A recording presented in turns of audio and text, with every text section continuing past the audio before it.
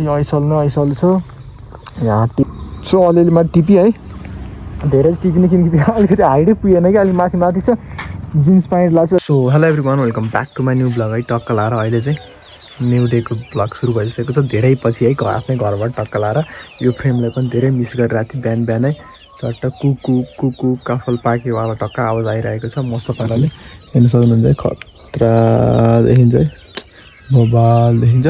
अब त्यस अहिले चाहिँ म बिहान रेडी भएर चाहिँ कहाँ जानु भन्दाखेरि चाहिँ काठमाडौँ निस्किनु लाग्यो। हिजो जानुपर्ने मान्छे हल्का यताउति गरेर बाइजो ढिला भएर कारणले जान पाइएन। अन्त यहाँनिर हात काटेर गएन।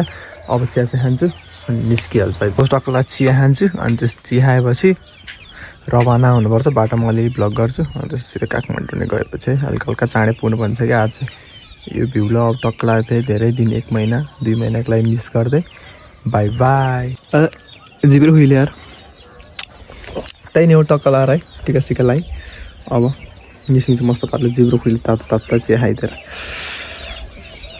तर यार कसम यो बिहानको वेदरले मुड चाहिँ फ्रेस हुन्छ यार। अहिलेसम्म निदाएर उठ्न सकेको थिएन अहिले एकैछिन फ्रेस भयो। सो टक्क लाएर अहिले चाहिँ म यहाँतिर छु बाटोमा। अनि त्यस एउटा कुरा चाहिँ लास्टै झ्याउ बनाइरहेको यो कभर चाहिँ फुटाल्नै पर्ने क्या भिडियो गर्दाखेरि हामी कभर देखिनु भएछ अनि त्यही भएर अलिकति ढिला भइरहेछ अनि म हल्का चाँडै पनि पुग्छ त्यही भएर यसरी नै अब फेसको भ्लगमा चाहिँ देखाउनु भन्ने मेरो चाहिँ सोच हो है त। हेरी जाउँ टक्क लाएर यहाँ चाहिँ खोलाको तिरतिरै जान्छु अनि जहिले टक्क लाएर एज युजल यहाँ आएपछि चाहिँ म टक्क लाएर मन्दिर छ नि त अनि मन्दिरमा चाहिँ जहिले बाटोबाट ढोकेर जान्थेँ अब चाहिँ अगाडिबाट ढोकु न भन्दा अगाडि नै जान लागिरहेको छु है। टक्क लाएर जाउँ मस्तो पाराले हेलमेट चाहिँ खोलिदिनु किनकि मास्क लाग्छ। अब चाहिँ म टक्क लाएर जानुपर्ने हुन्छ।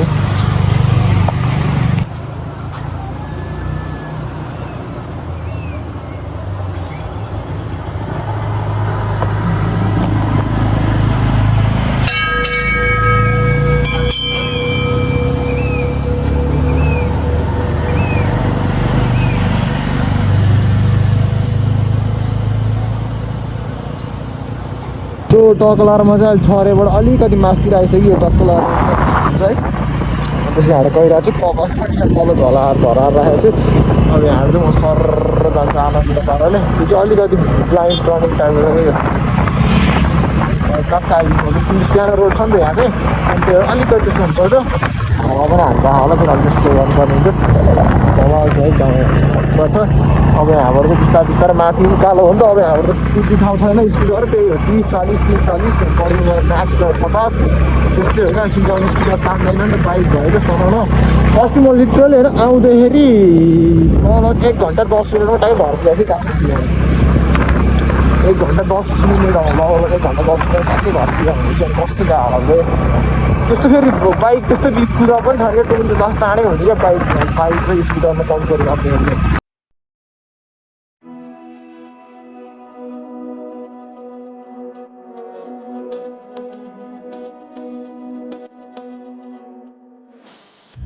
सो टक्क लाएर अहिले चाहिँ म यहाँतिर आइपुगेँ स्कुटर त्यहाँ राखेँ त्यसपछि टक्क लाएर अस्ति भिडियो नि टक्क लाएर यही ठाउँ बनाएको थिएँ। त्यो एउटा भिडियो थियो टिकटकतिर हालेको थियो होला सायद त्यही ठाउँ बनाएको थिएँ टक्क लाएर। अनि त्यसपछि चाहिँ ऐसलो घारीहरूतिर तर ऐसलो चाहिँ छैन। अनि त्यसपछि काफल पनि पाउला मास्तिर गयो भने चाहिँ अनि त्यसपछि म चाहिँ अब ल यहाँबाट गुरुङ गाउँ भन्दा हल्का तल छु।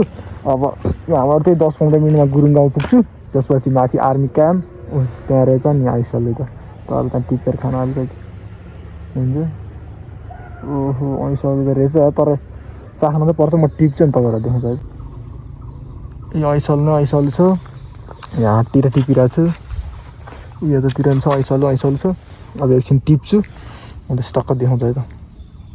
सो अलिअलि माथि टिपी है धेरै टिप्ने किनकि अलिकति हाइटै पुगेन कि अलिक माथि माथि छ जिन्स प्यान्ट लाग्छ अलिकति निस्किन सकिनँ त्यही भएर अब यति खान्छु अनि जान्छु। जस ऐसलो हन्टिङ भयो त ऐसलो हन्ट। सो बिहान काठमाडौँ भ्यू है टक्क काठमाडौँ भ्यालीको भ्यू। म चाहिँ टक्क लाएर काठमाडौँ इन्टर गरिसकेको छु मस्त पाराले गइरहेको अगाडिबाट त्यही है त। सो फेरि काठमाडौँ आएपछि चाहिँ भ्लग गर्न चाहिँ बिर्सिहाल्छु क्या। त्यसपछि अहिले म टक्क लाएर पसलमा छु है। अनि त्यसपछि टाउको चाहिँ कस्तो यो साइड चाहिँ टाउको लास्टै दुखे जस्तो भइरहेको किन हो पानी खाँदा पनि ठिक भएको छैन है लास्टै दुखे जस्तो भइरहेछ त्यही हो टक्क लाएर। अनि आइपुग्यो म अब कति काठमाडौँ ट्याक्कै आइपुग्दैन 8-10 बजी थियो होला। त्यसपछि खानासाना खाएँ अनि एकछिन बसेँ अनि अहिले चाहिँ पसलतिर छु। लेट्स सी अब आजको दिन त यत्तिकै पसलमा बसेर गइहाल्छ। अनि हेरौँ के हुन्छ त देखाउँदै गर्छु है। अलरेडी ब्लग पनि बनाउँदै आएको छु। लेट्स सी कतिको भएको छ। अनि त्यसपछि आज एउटा ब्लग अपलोड गरिरहेको छु, गएर हेर्नु होला है। हेरेको छैन भने धेरै 1 महिना जति लगाएर तल्ल हालेको छु। 2 महिना च्यानलमा पुरै ग्याप भएको थियो, हालेको छु।